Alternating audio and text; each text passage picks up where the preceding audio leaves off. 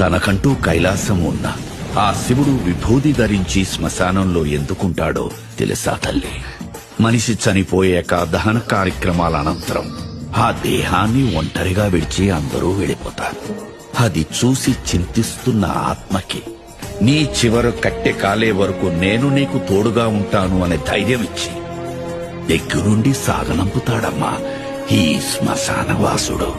మరణంలో తోడుండే ఆ మహాశివుడు తన ప్రియ భక్తుడు ప్రాణాలు తీసుకెళ్లడానికి యమధర్మరాజు వచ్చినప్పుడు మార్కండేయుడు మృత్యుంజయ మంత్రం జపిస్తూ అక్కడున్న శివలింగాన్ని కౌగిలించుకున్నప్పుడు అదే శివలింగం నుండి ఉగ్ర రూపంలో వచ్చి మృత్యుదేవతకే మృత్యు చూపించి మార్కండేయుడు ప్రాణాల్ని కాపాడిన మహామృత్యుంజయుడమ్మా. గంగ ఉధృతంగా భూమిపైకి ఎగసినప్పుడు ఈ భూప్రపంచం ఎక్కడ తల్లడిల్లిపోతుందో అని ఆ గంగని తన జటాజూటాలలో బంధించి ఈ భూమండలాన్ని కాపాడిన జటాధరుడమ్మా ఈశ్వరుడు.